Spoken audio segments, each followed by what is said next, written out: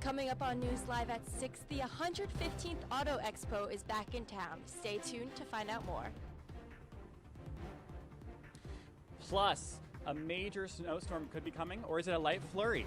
I'll have more on this 18-hour winter weather advisory hitting us. And an update on the horrific shooting in Kansas City that happened yesterday. What we've learned about what's happened. News Live at 6 starts right now. This is CitrusTV News Live at 6, your campus news leader. Calling all car lovers, buckle up, it's time. The Syracuse Auto Expo is back. Welcome into News Live at 6. I'm Nicole Aponte. And I'm Chilekasi. Adele. Tonight is the start of the 115th Car Expo at the Syracuse Super exciting. We saw Caitlin behind the wheel before. Well, it's over 2 buildings filled with vehicles. Everyone can find some fun for sure. All right, so let's go to our reporter, Caitlin Campbell. She's live there right now to show us what's going on there. Hey, Caitlin. Hi, Nicole and Chile. It's pretty fun out here. I mean, I found myself a new car already. Now, if you look behind me here, there are a ton of vendors here at the Syracuse Auto Expo for its 115th show. Now, it runs February 15th through 18th, all through this weekend here at the Syracuse On Center, which it's just off campus where students have a great chance to get off and explore, but it's only a few minutes away, so it's not too far of a drive. Now, I talked to Pamela Whitmore of Syracuse Auto Expo to say why the students should come on down. To see what new technology is. There's a lot of new technology. There's a lot of hybrids out there that are going between gas and electric vehicles. Everything is upgraded now.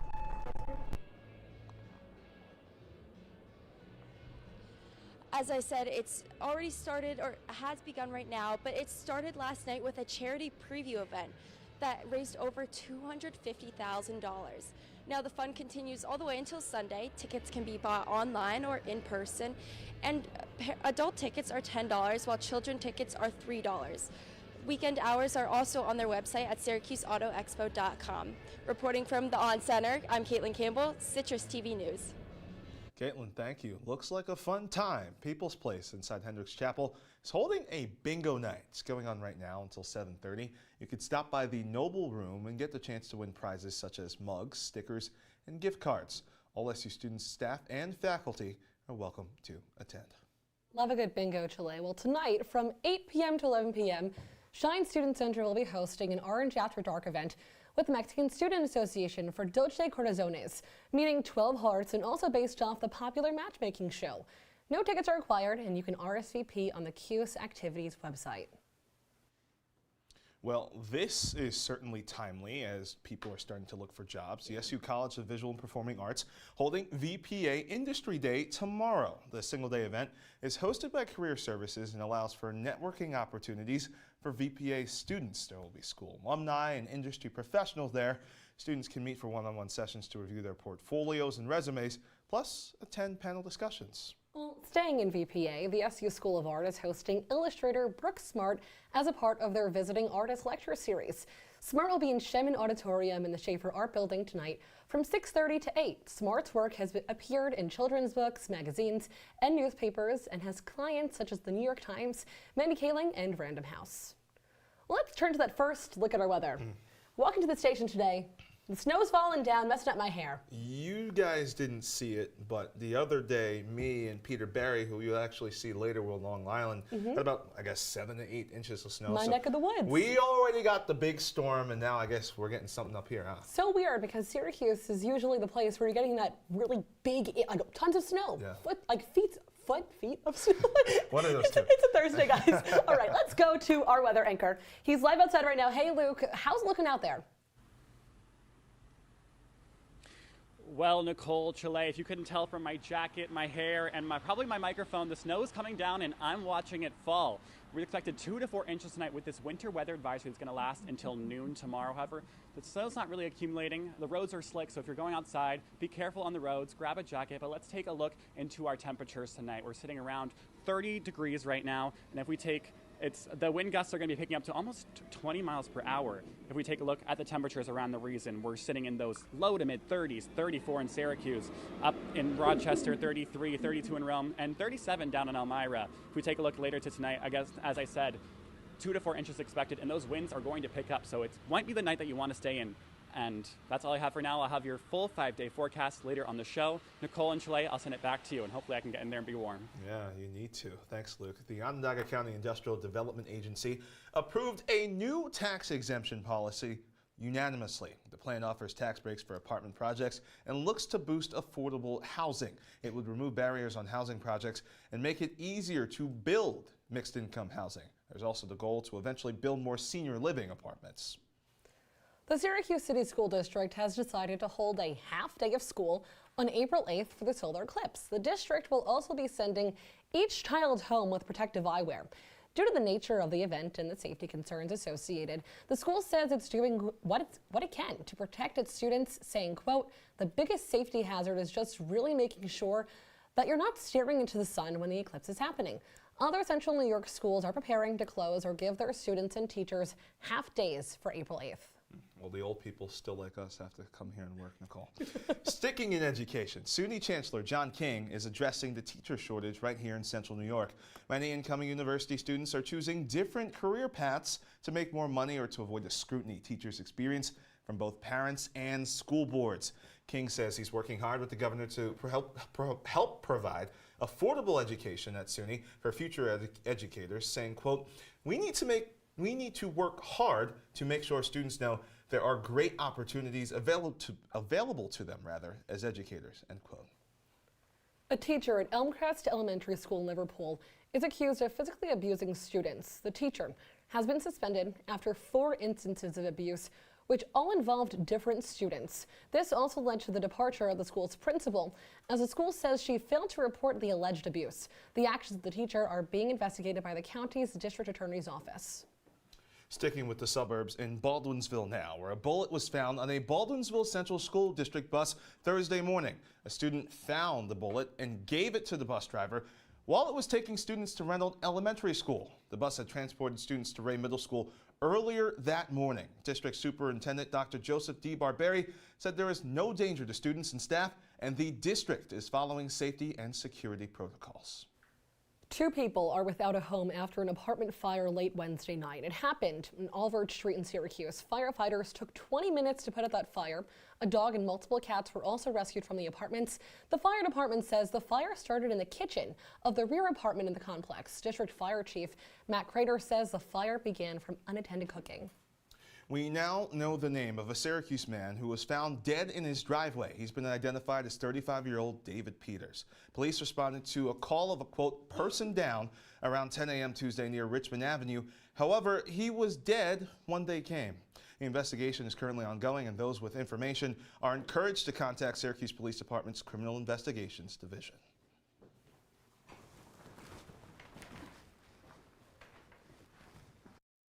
Next on News Live at 6, new district maps. How the district we're sitting in right now could be affected.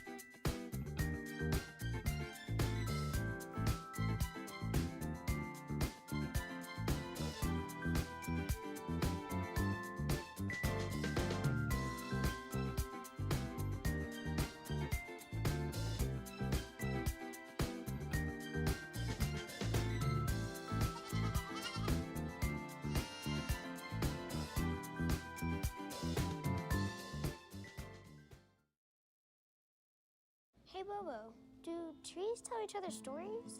I'm sorry. I'm afraid I don't know that. Hey, why don't we go find out? Listen. Can birds draw pictures? I don't have an answer for that. Dad, do stars visit their friends? Look,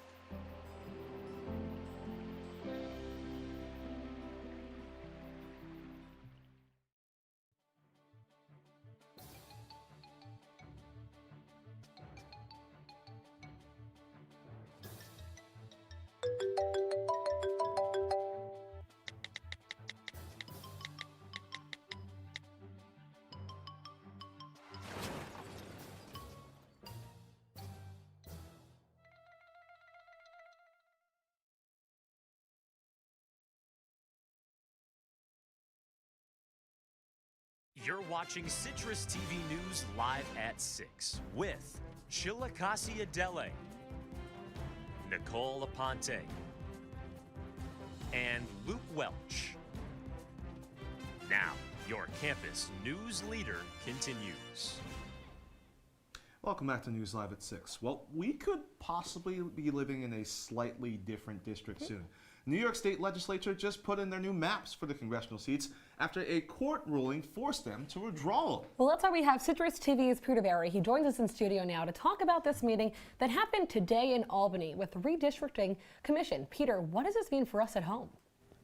Well, Nicole and Chile, the answer is a lot. Days after the special election in New York 3rd, a bipartisan redistricting commission is working to draw new congressional lines. Yet all of New York's districts, all 26 of them, may be redrawn this year due to a narrow 4-3 vote by the Court of Appeals in 2022. But let's take a look at the old maps that were drawn. The state's highest court ruled that these lines adopted by the state legislature in 2022 were unconstitutional. An independent mapmaker was appointed and created the maps in place today. Those same maps were largely credited with helping the Republicans win more U.S. House seats than expected in New York State in November of 2022.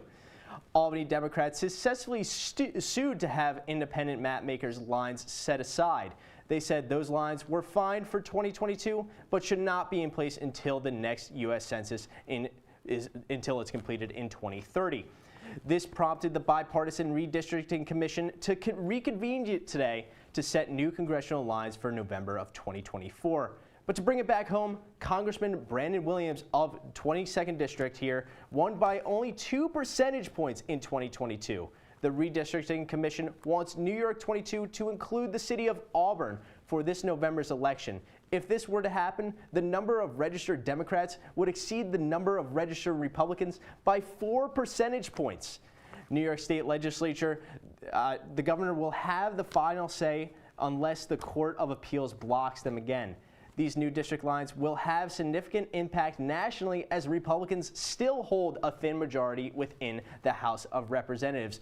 Nicole and Chile, I will send it back to you guys at the wall. Peter, thank you. That's interesting to see how it will affect Brandon Williams. But also, you talk about Tom Suozzi winning New York 3 and then having these districts start to be redrawn 2 days later. Very interesting. That shift is going to be interesting to watch, too. For sure. Let's stay down to state now, where a New York City man was sentenced yesterday to a year of probation and fined $5,000 after admitting to smuggling 3 Burmese pythons across the U.S.-Canadian border through his pants. Calvin Bautista, that's his name, crossed into New York from Montreal on a bus and had snakes hidden in a bag in the inner thigh of his pants, tied to the pants drawstring. The snakes, that are worth more than $2,500, were purchased at a reptile store in Canada and discovered by U.S. Borders and Customs, according to court documents. Wow. And new details tonight on the shooting that took place yesterday afternoon in Kansas City following the Chiefs' win at the Super Bowl. As of now, it is reported that 1 person was killed and 23 have been injured, including children, 3 of whom remain in critical condition. 3 people are in custody, 2 of which are juveniles. Officials say they don't believe the incident was a case of terrorism. Instead, they believe it was a result of a dispute. In a press conference earlier today, the Kansas City Chief of Police and the Kansas City Mayor responded to questions about the incident. We are not closing the door and giving direct numbers on this. This is still an active investigation. We are still asking the public that if anyone noticed that, if anyone witnessed the shooting directly, to still contact police. We want to make sure that anyone that was responsible for yesterday is brought to justice. While most of the event is still under investigation, police did confirm a few details today. The victims' age range from 8 to 47, half of which are under 16. So heartbreaking. There are 7 serious injuries reported, and at this time, the children are expected to survive. The one victim who died is Lisa Lopez, mother of 2, and a DJ from a local radio station. Police are asking anyone with any information to come forward to bring justice to the victims and their families. Well, yesterday evening, the Kansas City Chiefs released a statement following the shooting. It said, quote, "We are truly saddened by the senseless act of violence that occurred outside of Union Station at the conclusion of today's parade and rally. Our hearts go out to the victims, the families, in all of Kansas City. All players, coaches, staff, and their families are safe and accounted for. Police are working to file arrests for those in custody, and of course, we'll continue to keep you updated as we learn more details. To Central Oregon now, where officials reported a case of the bubonic plague this week. The infected resident is believed to have gotten it from his pet cat, which did not survive. The plague is uncommon, but it's by no means eradicated, though it is treatable. Well, according to public health officials, the resident has been provided medication and community members are not believed to be at risk. According to the CDC, though, the U.S. sees an average of 7 cases per year. This is super rare, most of which are in the rural western and southwestern parts in the U.S.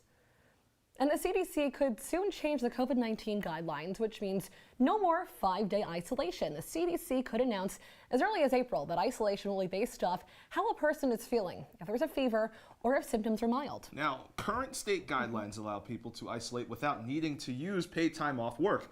We don't know yet if this will change with the new guidelines, but it's still suggested that those with COVID isolate for that 5-day period in the meantime. Over to Luke, what's coming up in the weather? Well, when we come back, Chile, your full 5-day forecast and a look back in time. You're watching Citrus TV, your campus news leader. Stick with us.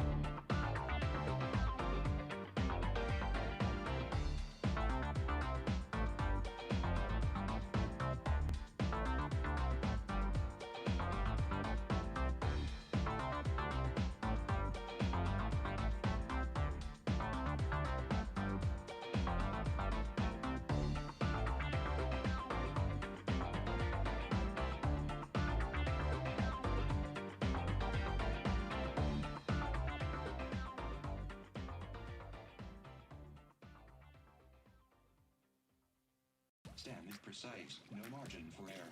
Dare to forget that. Dare to have fun with it. Get weird with it. Dare to send those old STEM theories flying past the neighbor's house into outer space. Dare to program something internet-breaking, record-breaking. Dare to blow their minds. Dare to learn the difference between sedimentary and metamorphic rock. Go find those rocks. Dare to keep daring. Dare to STEM. Check out She Can STEM to get started. From the Citrus TV Weather Center, this is SU's most accurate weather forecast. Welcome back to News Live at 6. Luke Welch joining us now at the desk. Well, let's talk about the mild weather we've been having this winter season. Syracuse typically sees about 88 inches of snow by Valentine's Day, but this year, a little bit different. There has been only 28. This is the lowest we've had since 1950. Yeah, that's right, Nicole. Syracuse school children have yet to have a snow day all season. And while we're seeing some snow now, it's definitely not going to make a dent in that 60 inches we're missing, Luke. Yeah, well, I thought we would take a little flashback in time to see. Let's compare this year to other years. I'm excited. Let's take a look up on your screen. Okay, let's get cool. that up there. So we see in 2020 to 2021, we see there was around 66.5 inches, and that's when you were in your freshman year, guys. Oh, look at that. That's Glasses, Nicole. straight hair. I know, look at that. And I also had clip-on earrings, too, by the way. Your guys' sophomore year, this is Okay. 2021, 2020, 74.6 inches, and we see Chile there, a live shot in the Shine Student That Center. was the Otto's birthday one. Your people's TV Right? screens just broke. And then let's take a look back to last year when you Aw. guys were anchoring in the fall. We see 71.3 inches. So these consistent numbers, high 60s, low 70s of all these years. And let's take a look at this year now. We only are getting 28 inches so far, which is crazy. And we have pictures here with our day reporter, Caitlin Campbell, and our executive producer, look at that Kelsey Leary. Thursday so it's just crew. crazy. Well, but 28 inches, that's a good thing, I know. right? But hopefully this snow can, this week that's coming, kind of boost that number up and get us to beat that record. So as we see, Friday, we see some snow in the morning, some clouds in the afternoon. High 30s across the board of these highs until Monday. We see that snow continuing all weekend and lows in the low to mid 20s. And then we see Monday where we're going to be pretty cloudy. It's going to be a nicer day though than we see with this snow. So if you're going to head to class, all you need is really a jacket, no boots. And then we get to Tuesday. There's that light at the end of the tunnel. We see it's going to be sunny, mild, highs of 45, which for Syracuse in February you can only hope for. Coming up later in the show, I'll have your wake-up weather, but for now, that's all from me, Nicole, Chile. I'll send it back to you guys. Luke, thanks so much. Well, you've probably seen Hoffman hot dogs at Syracuse Mets games or at the grocery store, but a local brand is being purchased. The Florida-based Miami Beef Company is buying Hoffman from an ownership group led by the Oneida Indian Nation. Miami Beef CEO says it's not changing the brand or the recipe. We don't know how much the deal is for, but guess what? Former SU basketball coach Jim Boeheim and former NFL quarterback Roger Staubach were part of that now former ownership group too. Legendary. So, yeah, some legendary air. Personally, I'm a kosher hot dog guy. There you go. Any kind of hot dog is my kind of hot dog. I love a great hot dog. I like a nice Hebrew National, maybe a potato bun, Martin's potato bun.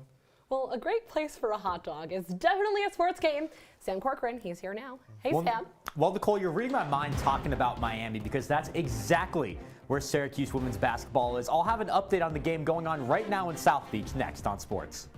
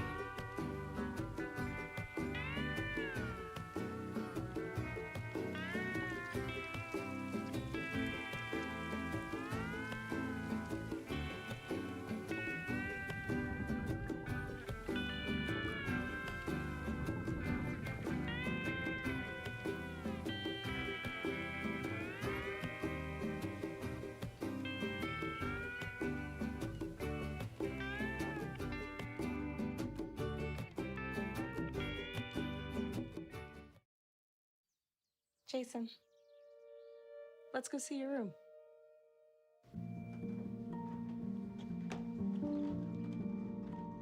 What do you think? We kept it a little spare, so you can decorate it how you like.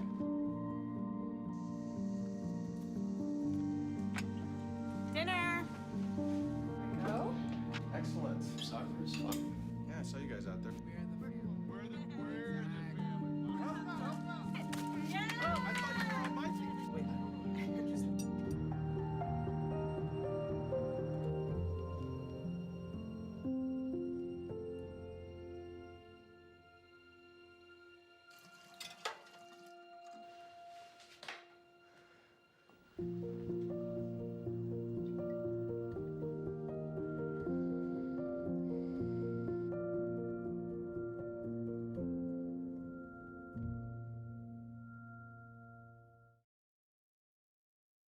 And now, your Citrus TV Sports Report.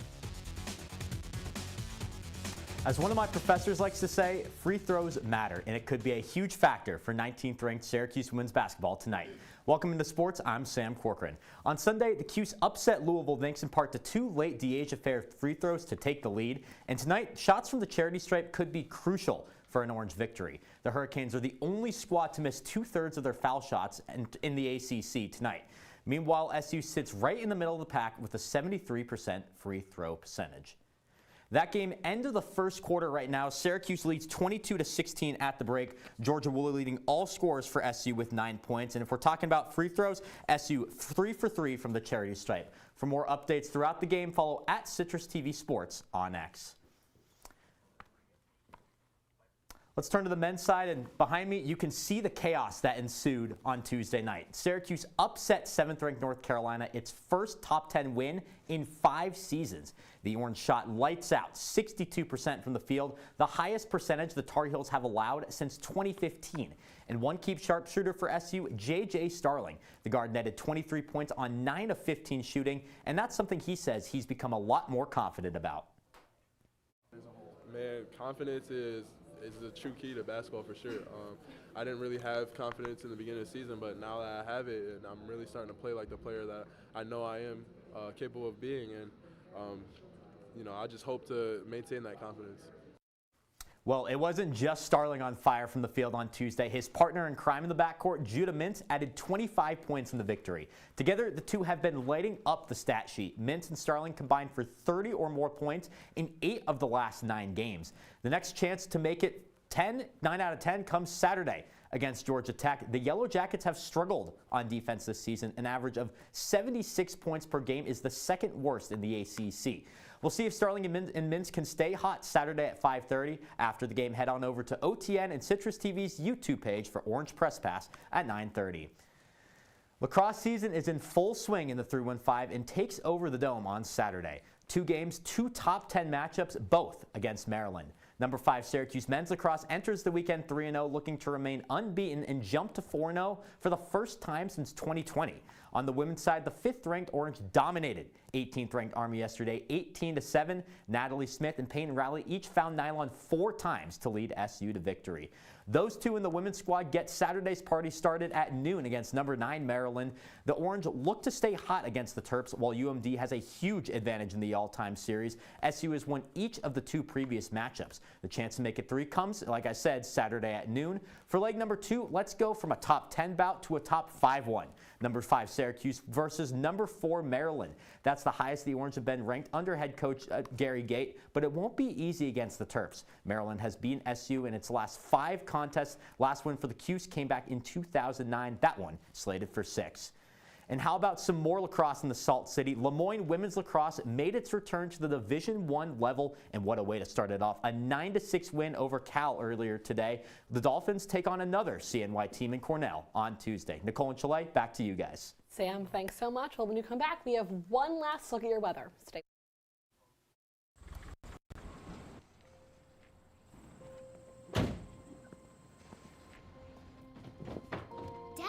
They took over my bedroom. Come on, come on. Okay, Dad. 1, 2, 3.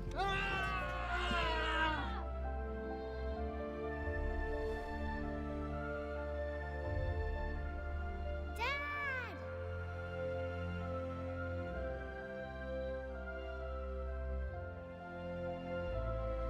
You saved me. Dad?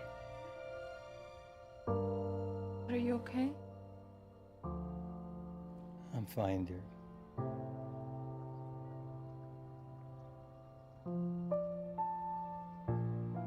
Your hero needs you now, and AARP is here to help.